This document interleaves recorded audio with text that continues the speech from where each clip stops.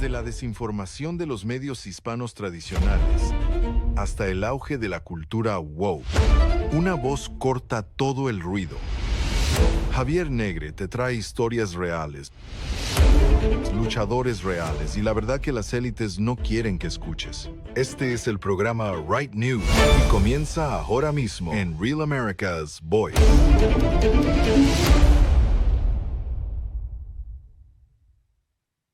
Muy buenas noches, espectadores de Right News Show, de Real America's Voice. Ya saben, el programa que más molesta a la izquierda, no solo en España, no solo en Estados Unidos, sino en todos los países de Hispanoamérica donde estamos presentes. Vamos contra los globalistas, vamos contra la cultura woke y vamos contra los medios de fake news y desinformación que esta semana han protagonizado, ¿no?, un escándalo porque han tratado de convertir a nuestro periodista de la TV, Vito Quiles, en el agresor cuando realmente era el agredido, cuando fue a preguntarle en la vía pública a la presidenta, a la primera dama, a la mujer del presidente del gobierno español salpicada por corrupción, investigada por corrupción, es decir, protagonista de la noticia, pues fue a preguntarle lo que muchos españoles quieren saber: por qué hacía chanchullos utilizando la red de contacto del gobierno, por qué hacía cartas de recomendación a empresas que luego licitaban con la administración pública. Y Vito Quiles lo tenemos ya aquí en exclusiva. ¿Qué tal, Vito, para Right News Show, para Real America's Voice? ¿Cómo te encuentras? Un placer estar aquí y efectivamente, ¿no?, me encuentro bien. Lo que pasa es que, claro, lo que estamos asistiendo a las últimas horas es un auténtico sainete indescriptible y bueno, de alguna forma, en fin, hay que combatir a tanta desinformación y programas como estos son necesarios. Los medios de comunicación, prácticamente de izquierda a derecha, en España, en todo el mundo, muy pocos son los que nos están defendiendo, los que te están defendiendo y te están situando como el agresor. Cualquiera diría, no hay imágenes que prueben que es el agresor, no hay imágenes que prueben que es el agredido, pero lo peor de todo es que existen las imágenes donde queda claro que tú te acercas a Begoña Gómez cuando sale de un restaurante y le haces las preguntas pertinentes, como hacemos en el Congreso de Diputados y en otros lugares. Vamos a ver el vídeo para que la audiencia saque conclusiones. Vito es el que está preguntando a una señora rubia, que es la mujer del presidente del gobierno, la que era la contable de las saunas con las que el Pedro Sánchez se pagó la campaña o parte de ella para ser líder del Partido Socialista. Pero vamos a ver las imágenes porque vivimos un Matrix España. Están diciendo que Vito Quiles, el que le ven abordando de forma educada para preguntar a Begoña Gómez, es el agresor. Vamos a verlo. Señora Gómez, ¿qué tal? ¿Usted se arrepiente de haber utilizado su condición de mujer del presidente para hacer chanchullos, señora Gómez? ¿Se arrepiente? Oye, que me quitas mi móvil. Señora Gómez, ¿usted se arrepiente de haber utilizado su condición de mujer del presidente para hacer chanchullos? Haber puesto una asesora con sueldo público, señora Gómez. ¿Usted utilizó una asesora que pagamos todos los españoles para sus negocios personales? ¿Se arrepiente de haber utilizado su condición de mujer del presidente, señora Gómez, para hacer negocios? Quita esa mierda. Para. Que no me pegues. Que no me pegues. Quita esa mierda. Para, hombre. No Oye, policía. Para, Tú también, para. Para, tú también. Eres tonto. Para. Pero que paréis, charos. Para. Para. ¿Pero qué hacéis? Pero que no me toquéis. Se va Begoña Gómez. Se va Begoña Gómez. Bueno, Vito, cuando ves las imágenes y ves televisión española y ves muchos medios de televisión en España que son privados pero que controla la izquierda, y ves esas imágenes, tú teniendo que salir por patas de un restaurante, podemos ver las imágenes en pantalla. La rubia de la chaqueta roja es la coordinadora del PSOE en un municipio de Madrid, en Torrelodones, amiga de la mujer del presidente. Tú ahora, cuando has visto todo el aluvión que se está produciendo en los medios de comunicación, situándote a ti como el agresor, la mujer del presidente del gobierno te ha denunciado por agresión.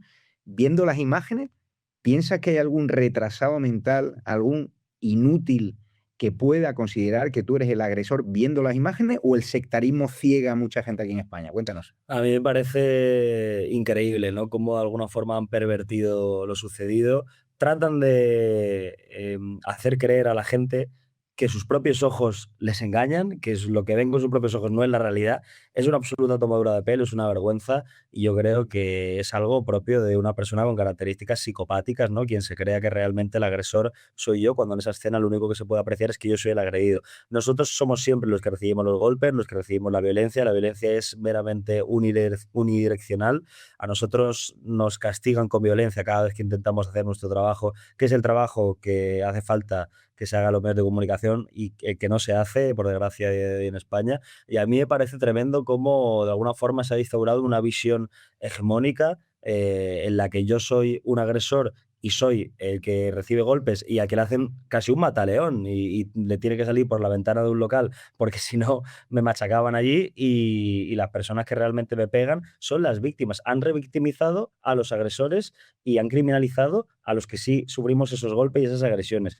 Pero lo más sorprendente de todo es que es esta misma izquierda la que a nosotros nos intenta dar lecciones de periodismo, la que lleva a lo mejor desde hace 2 años, desde el 24 de abril de 2024, que fue imputada formalmente Begoña Gómez, sin haberle hecho una pregunta y sin haberlo ni siquiera intentado a la mujer del presidente por todos sus delitos de corrupción, que no son pocos, que está peinta imputada, que hay que recordarlo. No hay ninguna mujer en ningún Estado democrático moderno en toda Europa, yo creo que en el mundo, primera dama, que haya estado o que esté peinta imputada por delitos de corrupción tan graves como prevaricación, como malversación, como apropiación indebida y como todos los delitos que se le están imputando a Begoña Gómez, que ya está procesada y que va a ser juzgada en un jurado popular y que evidentemente los periodistas no podamos preguntarles y que nadie se atreva a hacer una pregunta a la mujer del presidente, me parece tremendo.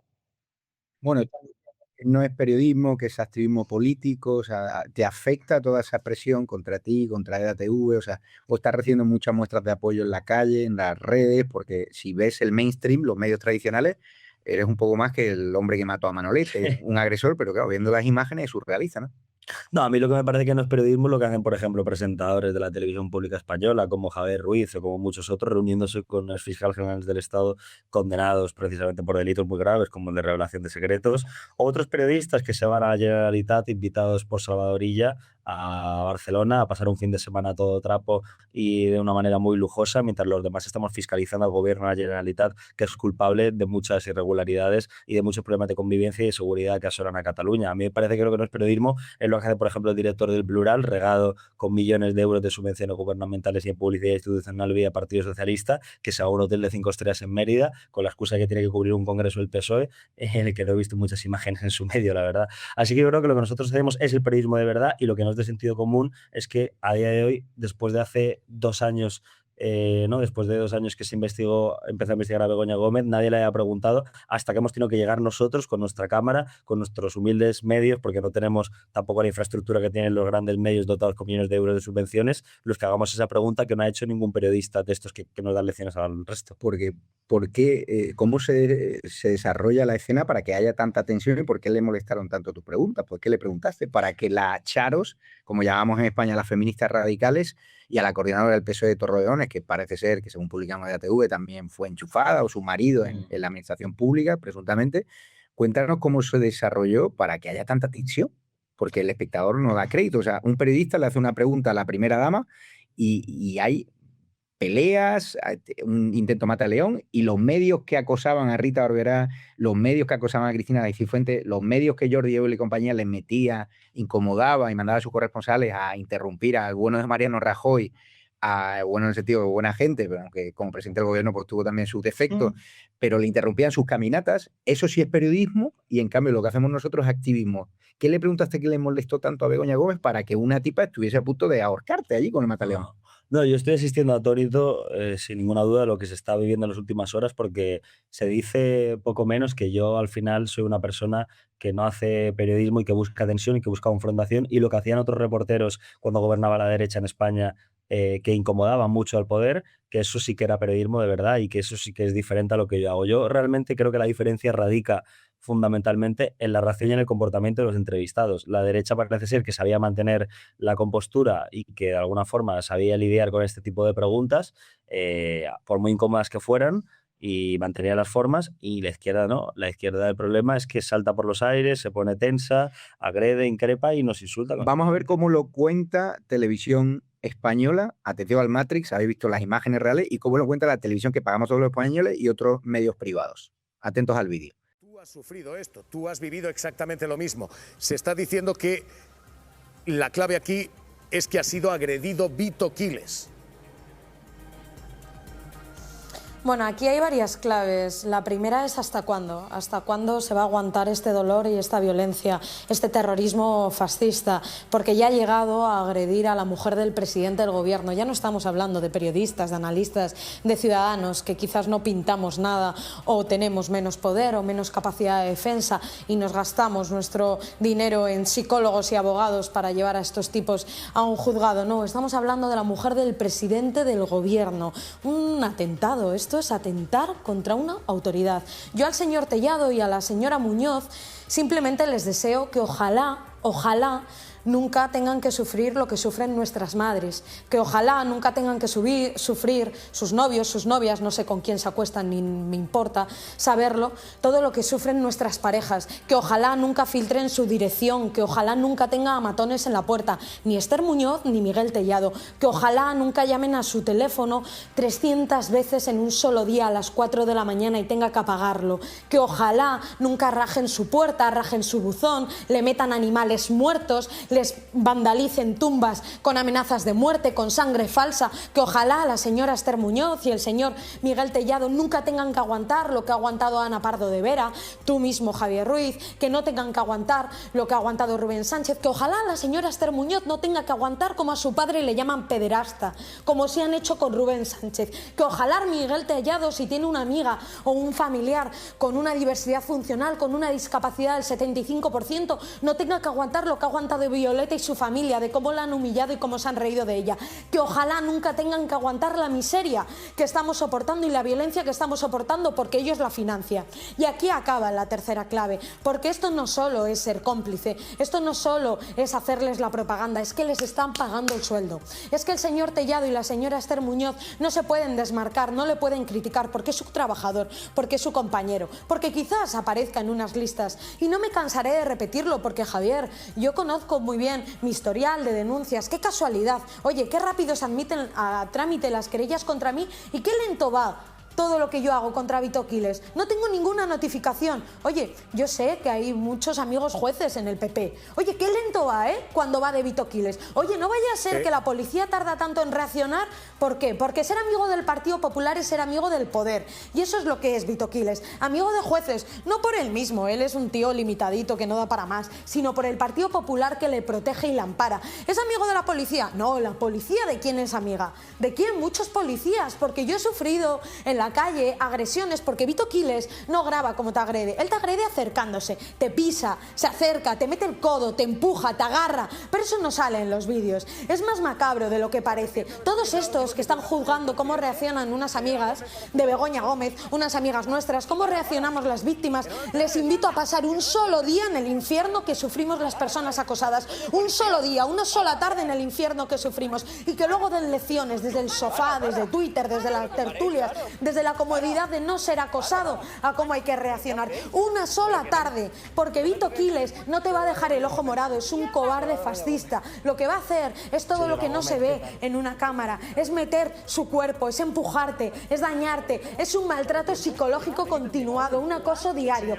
Eso es Vito Quiles, esto es el trabajador del Partido Popular y se van a arrepentir y lo van a pagar muy caro. Pues volvemos, Vito, viendo cómo lo cuentan. ¿Te han dado estos medios, Televisión Española, que es la que pagamos todos los españoles con los impuestos, derecho a réplica, tu versión? Porque no paran de hablar de ti, no paran de hablar de nosotros y nadie nos ha llamado para nuestra versión. Es tremendo porque en la Facultad de Periodismo lo primero que se estudia en el primer año de carrera es que el periodismo es contrastar, es informarse con las dos partes, es dar voz a las dos partes afectadas, es siempre recoger los testimonios de todos los fenómenos que se están implicando o que se implican en una noticia y misteriosamente esta gente da lecciones de cómo debe ser el periodismo, no practica el periodismo y no practica precisamente los fundamentos del periodismo que luego ellos mismos pregonan. A mí me parece sorprendente que una televisión pública regada con el dinero público de todos los españoles y financiada con los impuestos de todos los españoles no me dé la oportunidad de dar mi versión y de explicar lo sucedido cuando hay dos partes aquí y cuando encima la víctima soy yo. Porque es que encima yo no soy el agresor, encima yo soy el que ha recibido las agresiones y el que ha sufrido la violencia. Y que a mí no me dé la oportunidad de explicarme y se la den a la parte agresora, me parece muy fuerte. Pero es que ya no es la primera vez que lo hacen. Lo han hecho otras muchas veces cuando me han denunciado a otras personas, cuando un ministro del gobierno español me ha llamado saco de mierda, o cuando otras personas de alguna forma me han difamado y han denigrado mi honor, que me ha costado incluso pintadas en el negocio familiar, en la puerta de mi casa, en las paredes de mi barrio. y nadie me da la oportunidad de réplica, pero luego son los mismos que hacen gala de buen periodismo. Yo creo que el periodismo es contrastar, es dar voz a ambas partes, como hemos hecho siempre en esta cadena, y a mí me parece sorprendente que los que reparten carnes de prensa son los que más incumplen los principios éticos del periodismo. Tenemos al otro lado al director de Informa Radio, Javier García Isaac. Javier, Vito es uno de nuestros profesionales estrella. ¿Cómo lo ves tú, que eres más veterano y que llevas años viviendo el periodismo? Brevemente, lo que está pasando, que estén situando a Vito, a nuestro periodista agredido, como el agresor en todas las televisiones prácticamente de este país, en las radios, y ni siquiera nos hayan llamado para darle voz a Vito o a nosotros, ¿no? Bueno, yo estoy absolutamente escandalizado, aunque ya nada me sorprende, ¿no? Nuestra capacidad de sorpresa se ha agotado. Lo que está sucediendo con Vito, con nuestro reportero Vito Quiles, esta pregunta no se ha visto nunca en la historia del periodismo en España.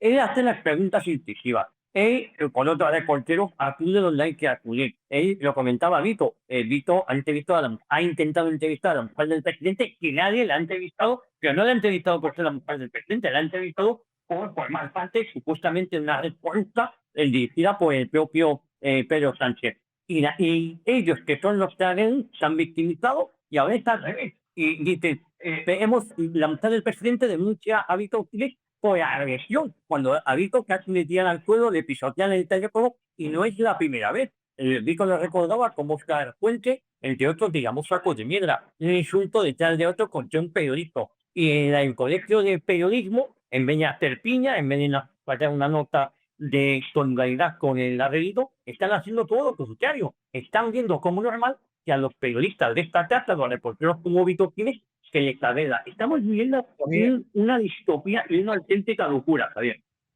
Una de las cosas que más le molesta es que desde EDATV estamos contando el proceso de invasión de ilegales promovido por parte del gobierno con la legalización express de casi ya 1 millón de ilegales. Hemos visto imágenes, si las podemos poner en pantalla, de el consulado de Gambia, de gente que viene de países de África y tal, que no vienen huyendo de una guerra, que vienen a vivir de las paguitas. Algunos de ellos son delincuentes, no se está haciendo un cribado, encima se les da un certificado de vulnerabilidad para que vivan del Estado, gente que no paga impuestos, y nos colapsan los servicios sociales, los servicios sanitarios, lo que está, fíjate, en Almería, la invasión de ilegales, hemos visto saltando la valla en el consulado de Gambia en Madrid, colas kilométricas. Está claro, te asusta que España vaya camino de ser Alemania, Suecia, o sea, porque nosotros estamos en Estados Unidos, estamos saliendo de lo que provocó la administración Biden, pero cuando ves estas imágenes de peleas en las colas por ese certificado de vulnerabilidad para vivir el Estado, y en cambio los españoles no llegamos a fin de mes, muchos de ellos no tenemos ayuda a los empresarios. Mira, fíjate las imágenes, rápidamente, en 30 segundos.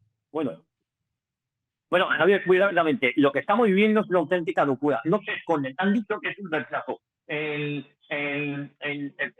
turno electoral de la izquierda va bajando. ¿Qué es lo que pretenden? En unos años están adulterando el crédito electoral. Este es el motivo. España no es que se vaya a parecer a Alemania o a Francia, es que vamos a ir a un ritmo mucho más acelerado de lo que fue Alemania o Francia.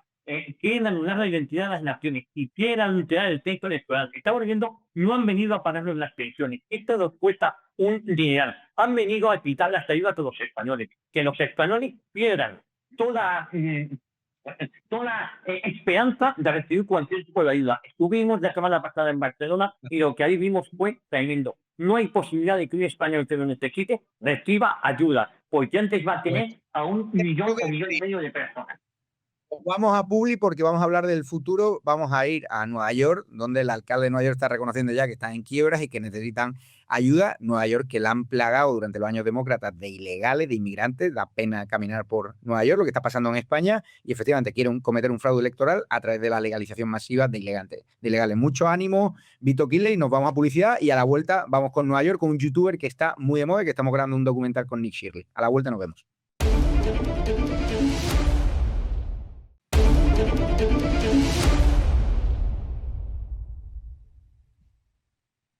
Volvemos a The Right News Show. No olviden suscribirse al canal de YouTube, bajarse la app de Real America's Voice y promover estos contenidos que no gustan a los woke, que no gustan a Soros y que no gustan a los medios corruptos. Sabéis que me preocupa mucho Nueva York. Me encanta ir, pero la ciudad está pasando por sus peores momentos porque por culpa de muchos medios de comunicación pagados por Soros, ahora gobierna un comunista como el alcalde Mamdani, que ya empieza a enseñar sus cartas. Nueva York, una de las ciudades más ricas del mundo, está enfrentando una crisis presupuestaria seria.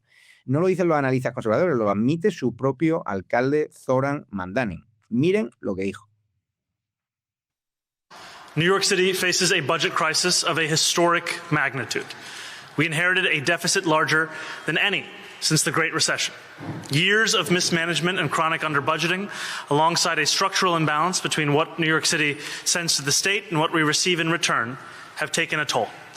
We cannot close this deficit with savings alone. We need new revenue, and we need a structural reset in our relationship with the state. That is the only way to meet our legal obligation to pass a balanced budget, and to do so without imposing a financial burden onto the backs of working people. I'm glad to partner with Speaker Menon as we call upon Albany and deliver a balanced budget. Together, we are extending the executive budget deadline from this coming Friday until May 12th, because a crisis of this scale cannot be solved without state action. I want to be clear, we are not simply asking others to act. New York City is doing our part. We are committed to governing with the fiscal responsibility this moment demands. Speaker Menon and I have already identified meaningful savings, and we will continue that work carefully, deliberately, and without cutting the services that New Yorkers rely on. But we cannot do it alone. That is why we are standing together this morning to underscore what is at stake and to call on Albany to deliver additional revenue. Déficit multimillonario, cuentas que no cuadran y decisiones difíciles que siguen posponiéndose. Pero aquí viene la parte que los izquierdistas evitan decir en voz alta. ¿Cómo se explica que una ciudad al borde de una crisis fiscal sigue impulsando políticas que aumentan el gasto? Especialmente en programas vinculados a inmigración ilegal.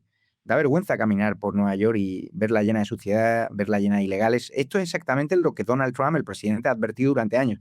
No se puede tener gastos sin control, fronteras abiertas y estabilidad económica al mismo tiempo. Y hoy tenemos, por cierto, con nosotros a Joy Sweeney, un youtuber que conoce muy bien lo que está pasando en Nueva York, que la está recorriendo, que el otro día estuvo con Nick Shirley, que estamos grabando un documental, que está denunciando la inmigración ilegal, la venta ambulante. Y hoy viene a contarnos de primera mano lo que está pasando y si se nota ya la degeneración de Nueva York en estos primeros meses del socialista Mamdani al frente del ayuntamiento.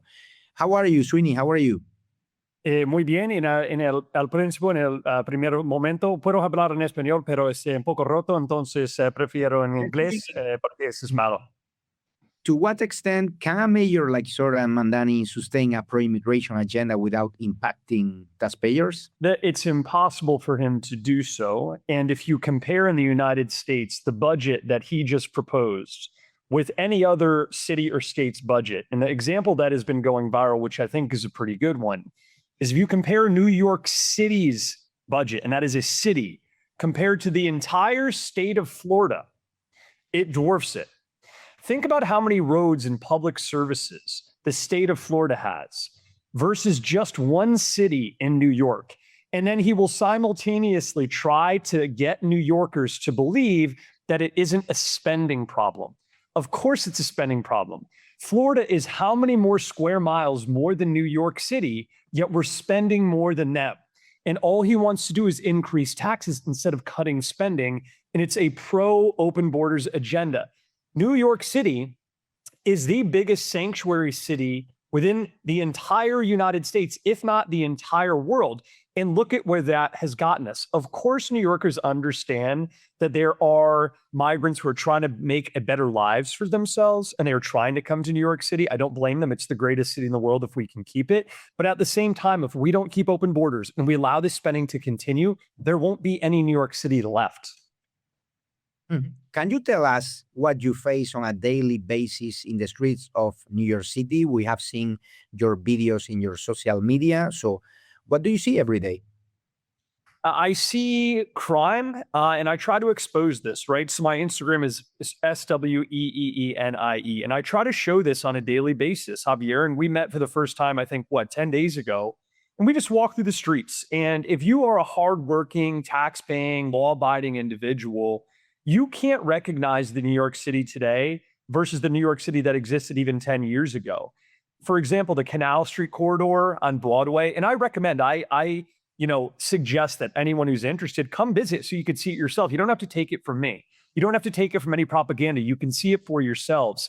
There is blight, there's squalor, there's homelessness, there are decreased property values. On a daily basis, I probably get 50 or 100, depending if I post a video that day, messages from property owners in this area who purchase property, whether it's for a business or for a residence, that are ready to move out of the city.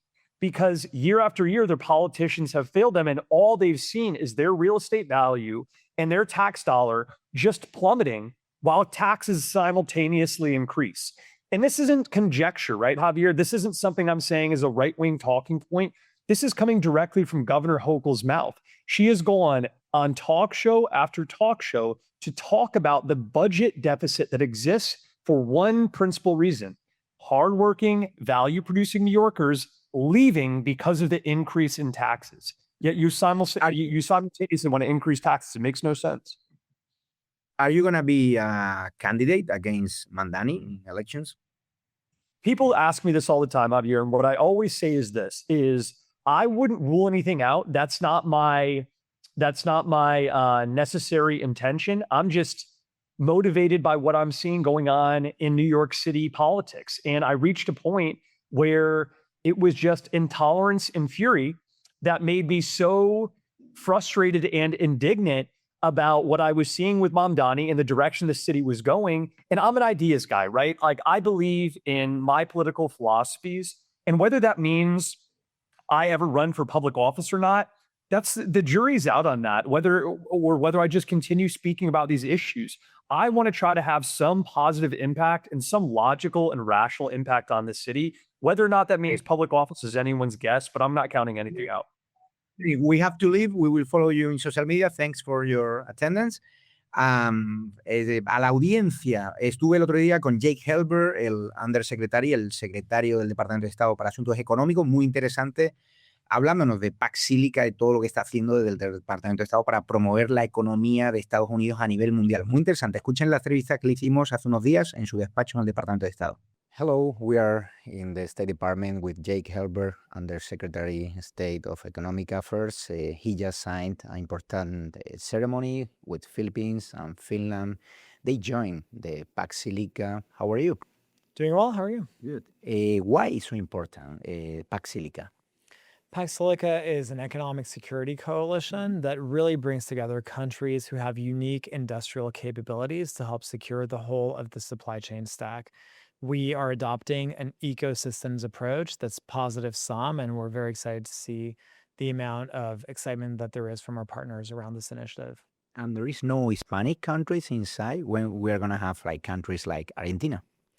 Yeah, so we actually have been already started conversations with a number of different of our friends in the Western Hemisphere. We're very confident that we will likely see a number of them join the fold sometime over the next few months. We want to make sure that each country is really brought in ways that can actually contribute to the greater whole around specific partnerships with companies and projects. So identifying the companies and the projects is a very important step. It takes a bit more time, but it'll ultimately make the partnership more meaningful. Why is so important Pax Silica for rare earth, for critical minerals? Because you are doing a great job protecting these areas. Well, Pax Silica is so important for minerals and rare earths really because the supply chain is interconnected. And ultimately, the parts of the supply chain that people interact with every day are smartphones and models and applications. But the composing parts are the rare earth minerals, the components, the inputs that feed into the factories and the fabs that actually produce devices that people use every day. And part of what we've seen with the AI revolution is that it's led to record demand for everything from compute capacity to cobalt to nickel to energy. And so I think the takeaway for every country out there is that there is an enormous amount of economic value that stands to be gained and extracted from the AI revolution, no matter what the makeup of your economy is. You can be a mineral-based economy or an information-based economy. There's a lot of opportunity to be gained from the AI revolution, and we're excited to partner with countries based on their unique attributes. And the last question, what do you think about President Milei? He is a dear friend of President Trump's. Our governments have a really fantastic relationship. He's a reformer who has brought the power and opportunity of capitalism to Argentina. And I think it's really a success story that's historic for South America.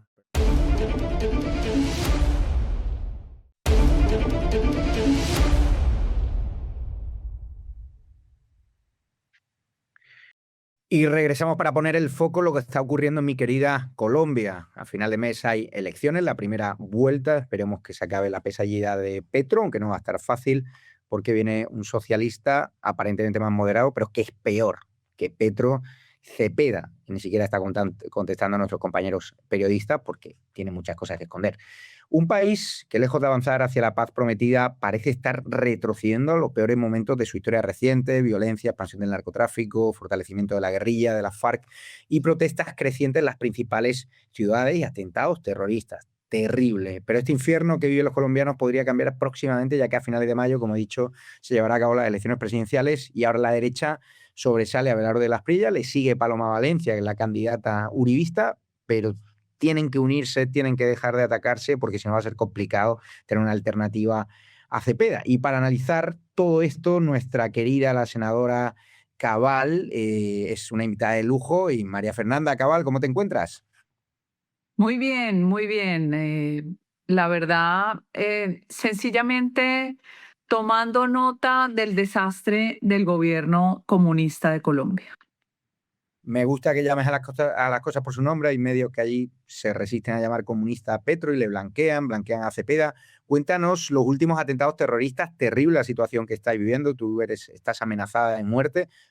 Miguel Uribe fue asesinado, a saber quién anduvo detrás, si hubo órdenes políticas, pero cuéntanos cuál es la situación de inseguridad que vive Colombia de cara a la primera vuelta de las elecciones. Estamos viviendo uno de los peores momentos electorales de nuestra historia. No es ajeno a Colombia la violencia. Tristemente, desde nuestra fundación como nación ha sido una variable que se repite. Sin embargo, ahora yo lo llamo la patria boba. La patria boba porque nos damos cuenta que la institucionalidad de la que nosotros nos sentimos orgullosos es terriblemente frágil. Número uno, Petro ganó violando los topes del dinero que se debe recaudar en una campaña en casi $1,5 millones. No existe el mecanismo judicial para poder expulsarlo. La comisión de acusación de la Cámara de Representantes está cooptada por el partido de la izquierda, por el partido de gobierno. O sea, impunidad absoluta para un presidente que en otro país hubiera sido expulsado del gobierno. Segundo, 300.000 hectáreas de coca que se decidieron no erradicar. Y esto no es nuevo, esto viene del Acuerdo de La Habana de Juan Manuel Santos, donde prácticamente arrodilla al Estado colombiano a pedir permiso con la falsa narrativa de que los campesinos no tienen nada que cultivar. Esa coca hoy representa unos ingresos, por lo menos en pesos colombianos, de más de 100 billones de pesos, mientras el presupuesto de la fuerza pública a duras penas llega a 70, incluyendo toda la carga burocrática administrativa.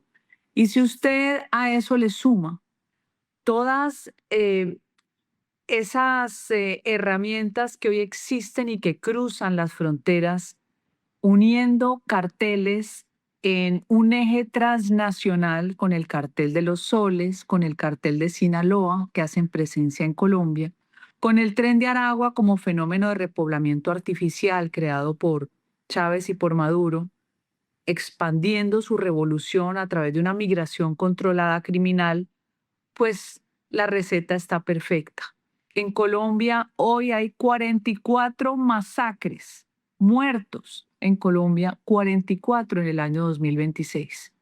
¿Qué pasó este último fin de semana? 30 campesinos asesinados en el suroccidente. Entonces, ubiquémonos en el mapa de Colombia.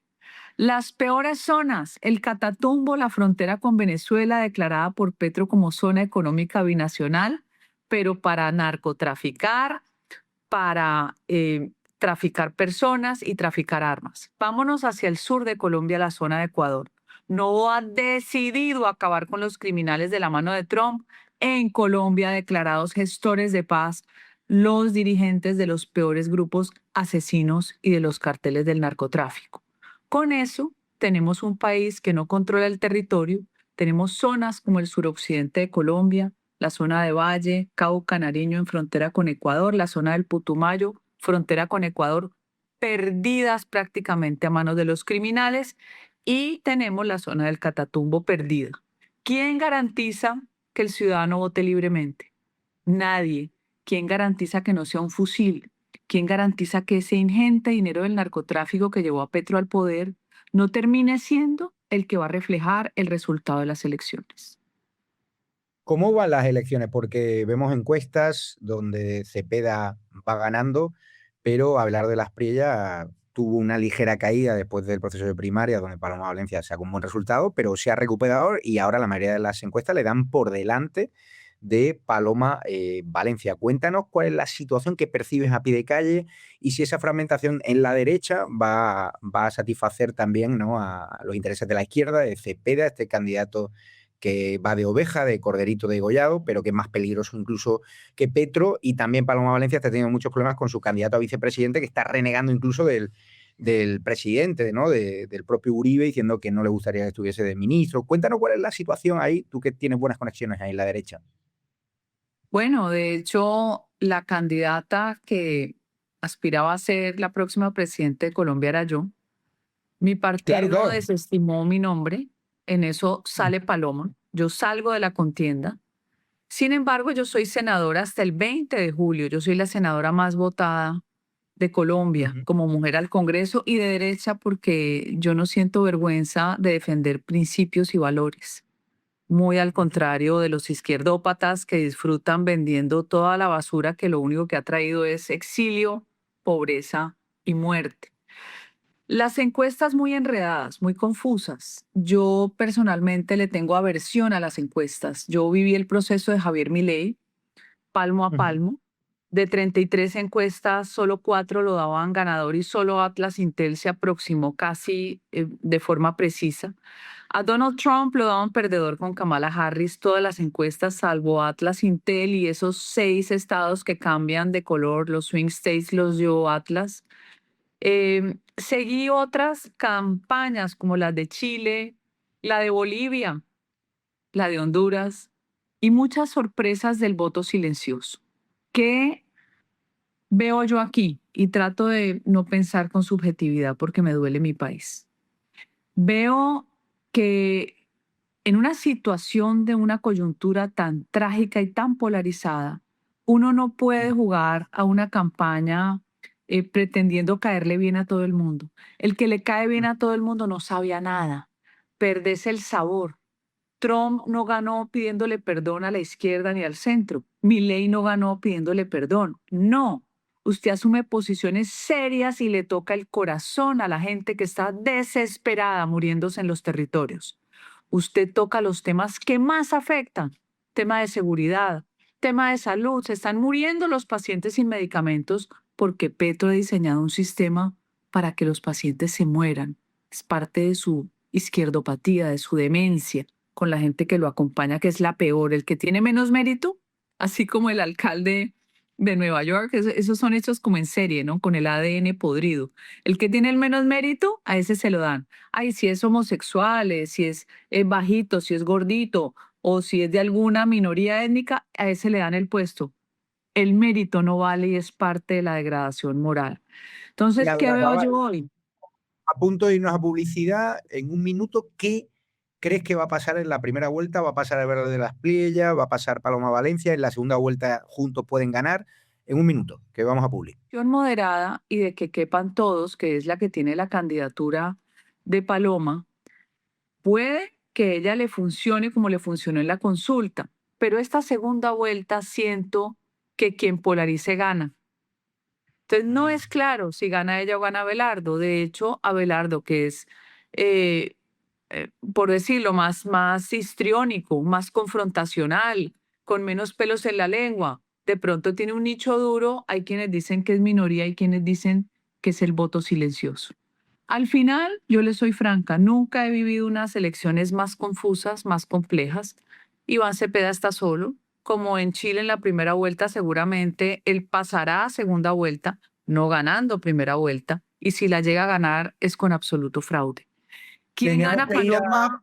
Ahora tenemos que ir a publicidad. Muchísimas gracias, que nos quedamos fuera de tiempo. Y muchas gracias por su intervención y te seguimos en redes sociales. Y nos vamos a publicidad, que a la vuelta hablamos de México y de la narcopresidenta Sheinbaum.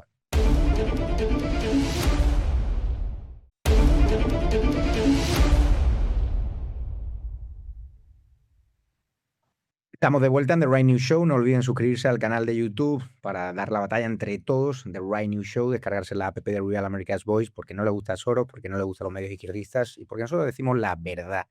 Le pese a quien le pese, nos amenacen y obviamente el tiempo nos da la razón y está pasando en México, donde lleva un mes advirtiendo los lazos de Morena con el narcotráfico, de los lazos de gobernadores como el gobernador de Sinaloa con el narcotráfico y ya tiene cargos. Vamos a poner el foco en México, que como digo es un país clave para Estados Unidos y que hoy enfrenta una tormenta política, criminal y diplomática sin precedentes. Mientras la administración Trump endurece su postura contra los cárteles, el gobierno de Claudia Sheinbaum enfrenta serios cuestionamientos sobre su capacidad y voluntad de controlar el narcotráfico.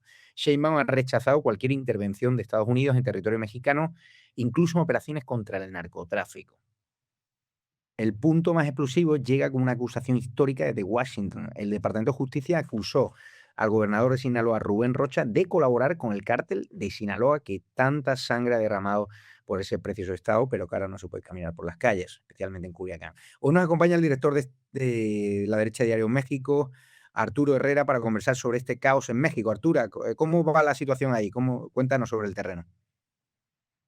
Hola Javier, gracias por tu invitación y por estar acá conmigo también. La situación es bastante delicada. Como sabrás, el día de ayer, el 29 de abril, el embajador de Estados Unidos publicó esta carta del Departamento de Justicia solicitando la formal extradición del gobernador en funciones de Sinaloa, Rubén Rocha Moya. Y no solo del gobernador, sino también del alcalde de Sinaloa y un senador de Sinaloa que, por cierto, desde que se presentó esta acusación, está completamente desaparecido, no se ha presentado a trabajar. Y la reacción del gobernador fue muy curiosa, ya que inmediatamente después de que se publicó esta carta, él sacó un tuit hablando sobre que esto es un ataque político contra él y contra la Cuarta Transformación, que se le dice en el movimiento en México, contra Morena, contra los líderes, contra la presidenta, básicamente entre líneas amenazando a todo el grupo político que lo ha apoyado en México. Es decir, él está diciendo, si yo caigo, si Washington me lleva y si ustedes no me protegen, yo voy a hablar y los voy a involucrar a todos. Ese es el gran dilema que está enfrentando en este momento el gobierno de México.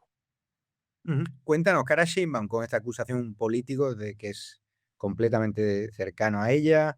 ¿Defenderá a Rocha? Si defiende a Rocha va a crear más tensión con Estados Unidos. Si coopera, fractura dentro de su propio partido. Está teniendo tensiones también con la familia del anterior presidente, ¿no? AMLO. Está entre la espada y la pared. Sheinbaum me dice que entre bambalinas trabaja muy cerca con el Departamento de Estado, con el presidente Trump, pero que públicamente ataca al presidente Trump porque porque tiene que polarizar, pero que realmente está colaborando, y eso me cuentan fuentes bien informadas, de que está jugando un doble papel. En México públicamente ataca a Trump y dice que está distanciado para contentar a su partido, pero luego sabe que no le puede pasar o que no quiere que le pase lo que le pasó a Maduro, ¿no? Cuéntanos cómo es la situación. Como bien dices, Javier, Claudia Sheinbaum está entre la espada y la pared. Justamente si decide colaborar con Estados Unidos abiertamente y lo anuncia públicamente, se va a echar a su partido encima, porque la mayoría de su partido está siendo investigado por temas relacionados por el narcotráfico, y no solo Rocha Moya. Estamos hablando, por ejemplo, también del gobernador de Tamaulipas, Américo Villarreal, de la gobernadora de Baja California, de uno de sus secretarios, ¿no?, que es Mario Delgado, incluso del mismísimo hijo del expresidente, Andy López Beltrán, que es popularmente conocido con ese nombre. Entonces yo creo que sí, está entre la espada y la pared, y el día de hoy en la mañanera dijo que no iba a extraditar a Rocha Moya, que primero se tienen que presentar pruebas para ella para poder abrirle una carpeta de investigación y poder hacer el proceso. Aquí lo delicado es que esa ventana que ella está solicitando para poder hacer la extradición le permite a Rocha Moya poder escaparse a algún país con el que Estados Unidos no tenga algún trato de extradición, o con Estados Unidos o con México, y pueda irse libremente. Por eso es que Estados Unidos está solicitando esta extradición de manera urgente. Y sobre la colaboración, yo creo que es una colaboración a medias, ¿no? Recientemente incluso han estado atacando muchísimo a la gobernadora de Chihuahua, Maru Campos, por haber colaborado con la CIA para el cierre de un narcolaboratorio más grande de América Latina, y la misma Claudia Sheinbaum ha estado atacándola, y el Congreso, el Senado más bien, ha llamado a Maru Campos a declarar sobre este supuesto acto de traición a la patria, que así lo llaman ellos. Entonces yo creo que está jugando a dos bandas Sheinbaum y no sabe exactamente a cuál hacerle más caso, ¿no? O sea, está en una situación bastante delicada, porque si decide cooperar con Estados Unidos de forma, digamos, completa, abiertamente, como bien dices, se va a echar encima su partido y va a ser un escenario de ingobernabilidad tremendo. Y cuéntanos, ¿estamos viendo a un gobierno infiltrado, un gobierno incapaz de controlar la infiltración? O sea, ¿le queda mucho a este gobierno? ¿Salen encuestas por ahí? ¿Cuál es la situación realmente que crees que se vive ahí dentro de Morena? Yo creo que esta situación ha levantado mucha preocupación en Morena. Es decir, Ronald Johnson en un evento pasado en Sinaloa había anunciado que el gobierno de Estados Unidos iba a ir en serio contra la corrupción en México y como vemos ya lo está haciendo. Y la declaración de que quieren la extradición de Rocha Moya del día de ayer ha movido muchísimo el tablero político en México. En este momento, los principales políticos en México están asustados de lo que pueda pasar con Rocha Moya y por lo tanto de lo que le pueda pasar a ellos, ¿no? Sobre las encuestas que se hacen y demás, la mayoría de las encuestas que se publican en México no son fieles de realidad, suelen ser pagadas por el mismo partido que gobierna y nos están arrojando datos que no son reales, ¿no? Yo creo que a Morena no le queda más allá del 2030 si siguen las cosas como van. Y cuéntanos, ¿el Mundial va a tener medidas de seguridad o no? Sí, se habla de que el Mundial va a tener medidas de seguridad, pero yo creo que va a ser muy difícil. O sea, yo creo que el gobierno de México va a querer quedarse con el cuello alto después del Mundial. Yo lo veo muy difícil después de que inician obras de los principales estados y aeropuertos muy, muy tarde. Yo creo que lo veo difícil después de lo ocurrido en Teotihuacán, ¿no? Donde murieron personas extranjeras. Yo creo que en el Mundial, por desgracia, puede pasar algo terrible porque México pues va a estar ante la mirada del mundo y van a estar muchas personas interesadas en ver qué podría pasar. Y cuéntanos, Ricardo Salinas, ¿están saliendo encuestas? ¿Qué hay de alternativa a la derecha? En los últimos días hay dos opciones preferidas por la derecha justamente. En primer lugar está el empresario Ricardo Salinas Pliego, quien ha demostrado una férrea convicción para sacar al narcogobierno del poder, para envalentonar a los ciudadanos y ha rechazado públicamente pertenecer a cualquier partido político ya que los ve como una extensión más del gobierno, hablando de los partidos de oposición, y también como sorpresa ha surgido el nombre de la gobernadora de Chihuahua, Maru Campos, por su colaboración con Estados Unidos y por haber ayudado a cerrar el narcolaboratorio más grande de América Latina, como posible contendiente también a la presidencia, ¿no? Yo creo que cualquiera de los dos perfiles son bastante buenos. Y tú a nivel de seguridad, recibes amenazas muy graves, difamaciones, siguen sin acreditarte como periodista a la mañanera de Sheinbaum. ¿Por qué nos tienen tanto miedo?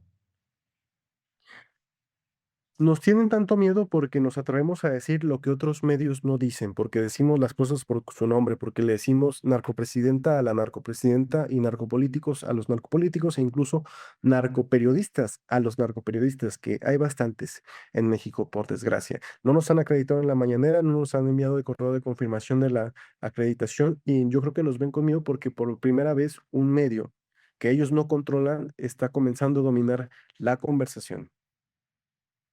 Y cuéntanos, hemos investigado a Pablo Iglesias. ¿Qué hace Pablo Iglesias, el antiguo vicepresidente comunista del gobierno de España? ¿Por qué ha llegado ahí? ¿De quién está recibiendo dinero? Sabemos a través de contratos de la plataforma de Compranet en México, investigaciones que hemos hecho propias en la derecha diario y que son exclusivas de nosotros, que Pablo Iglesias recibe dinero activamente por parte del gobierno de México por temas de publicidad oficial, ¿no? A través de una empresa que se llama Agiprop, Iglesias y Armendáriz, pero no se explica, ¿no? A pesar de que ha recibido más de 4 millones de pesos aproximadamente, no se explica cómo puede operar un edificio tan costoso que tienen ahí en la Ciudad de México, en una de las colonias más caras de la Ciudad de México, pero suena mucho a que pudieron estar recibiendo financiamiento directamente del Kremlin para poder llevar a cabo su propaganda. No hay pruebas porque todo este dinero se estaría moviendo, digamos, en efectivo, pero es lo que se suele decir. Bueno, y cuéntanos cómo estás viendo desde México toda la ola de nueva derecha que está llegando, si el fenómeno de Milei, si Bukele, si Rodrigo Paz en Bolivia, si Noboa en Ecuador, si crees que esa ola puede favorecer a México donde hay una alta población que no vota. O sea, el secreto de México es que llevar a votar, ¿no?, a la gente que no quiere votar. ¿Qué habría que hacer, no? Y si crees que esa nueva ola de derecha, si crees que un Milei podría ganar en México, por ejemplo. Mira, yo creo que México va a ir a esa ola de la derecha. El principal enemigo de que esa ola llegue a México para mí es el crimen organizado. Volvemos al tema de Rocha Moya. Rocha Moya lo está investigando Estados Unidos y es una advertencia para todo el gobierno de México, para todos los gobernadores, para todos los narcogobernadores. Y es que Rocha Moya, incluso lo dicen ellos mismos, llegó al poder gracias al crimen organizado. Es decir, el crimen organizado obligó a la gente a ir a votar por él a las casillas. Entonces, yo creo que Estados Unidos lo que busca es intimidar, es capturar los principales capos, es desarticular los cárteles para que por fin la gente en México pueda ir a votar libremente. Porque yo lo he dicho en muchas ocasiones, México entró en una narcodictadura. ¿Por qué una narcodictadura? Bueno, porque el narco se ha encargado de operar las elecciones en México. Las elecciones en México entonces son simuladas. Yo creo que Estados Unidos busca quitar al narco como un ente preponderante a la hora de votar y ahora sí México podría elegir un nuevo partido en el poder, un nuevo líder, más con ideales de derecha. Ujú. Y cuéntanos al final cómo estás viendo también. Nuestro periodista de DATV, Vito Quiles, está haciendo preguntas a la primera dama del presidente del gobierno, la mujer. No sé si esas imágenes de saliendo por la ventana, siendo agredido, viendo cómo lo están manipulando los medios de comunicación, si están llegando a México. Sí, sí, sí. Ha llegado a México todo lo que hace Vito Quiles, la verdad es que es excepcional, me parece un periodista increíble. Y sí, ha llegado a México todas esas falsedades, ¿no? Todos esos fake news que le han montado para desacreditarlo diciendo que es un acosador, ¿no? Acá también pasa cuando un periodista es incómodo del gobierno del poder, comienzan a inventarte noticias falsas para poder desacreditarte y me parece brillante cómo Vito Quiles ha desmontado todo esto, ¿no? Por ejemplo, esta que lo dices, ¿no? De que él estaba acusando a esta mujer y después se publicó los videos demostrando que no era así, ¿no? Que incluso él fue intimidado por sus guardaespaldas. Ujú. Arturo, y cuéntanos, o sea, México, ¿hacia dónde la economía? Me preocupa, ¿cómo está la realidad? Porque hay empresas que se están yendo, pero en cambio hay empresas españolas que acaban de hacer una gran operación de Cox, de Enrique Riquelme, acaba de comprar Iberdrola, o sea, por una operación de varios billones de dólares. O sea, que hay empresas que se van, pero otras empresas que creen en México. Cuéntanos, ¿cuál es la situación? Yo creo que México, a pesar de todo, Javier, será un gran lugar para invertir muy pronto, ya que pase todo este narcogobierno, pero de momento hemos mantenido una economía estancada. El crecimiento económico para este primer trimestre del año 2026 hubo una contracción del 0,3% del Producto Interno Bruto. La inflación, estamos hablando de unas cifras del 4,5% anual, lo cual para los estándares de México es altísima, es bastante alta cuando se dice que tiene que ser el 3% anual. Acá entonces la gente ha estado perdiendo su trabajo, cada vez hay más desempleo formal. Estamos hablando de que hay un 56% de economía informal en México. ¿Y sobre por qué se van las empresas? Y lo dijo el mismo embajador Donald Johnson en el evento que hubo en Sinaloa antes de anunciar la extradición que buscaba la extradición de Rocha Moya, es que no hay seguridad jurídica, no hay seguridad pública ni seguridad jurídica. Dice, y sin seguridad jurídica no es un buen ambiente para los negocios. En otras palabras, está exigiendo a México quitar la reforma judicial que hicieron el año pasado, que ejecutaron el año pasado, y para poder volver a dar certeza a las inversiones de Estados Unidos y otros países en México. Ujú. Pues muchas gracias, Arturo Herrera, director de La Derecha Diario. Gracias por tu tiempo. Y a los espectadores, decirles que la semana que viene más en The Right News Show, que a pesar de las amenazas del gobierno de España, a pesar de Pedro Sánchez convirtiendo a nuestro periodista agredido en el agresor, a pesar de las calumnias, de las difamaciones, de toda la campaña contra nuestro periodista Vito Quiles, contra nosotros, para asfixiarnos también socialmente, para asfixiarnos económicamente, vamos a seguir dando la batalla. No te tenemos miedo, Pedro Sánchez, no te tenemos miedo, Begoña Gómez. Fuimos los primeros en advertir toda la trama de corrupción que salpica a este gobierno, los prostíbulos y saunas gay del padre de Begoña Gómez, con las que Pedro Sánchez pagó parte de sus primarias, el fraude electoral a través de los inmigrantes ilegales, todo el dinero que se va en chiringuitos feministas. y eso es lo que le molesta por nuestra parte. También le molesta la narcopresidenta Sheinbaum, no Contemos la Verdad. Así que nos despedimos ya. Sigan The Right News Show, suscríbanse al canal de YouTube, compártanlo y descárguense la app de Real America's Voice, los medios más valientes, los que defendemos a LAIS, los que defendemos los valores occidentales frente a la hipocresía de los medios hispanos que se han entregado a los woke. Así que la semana que viene más. Un saludo.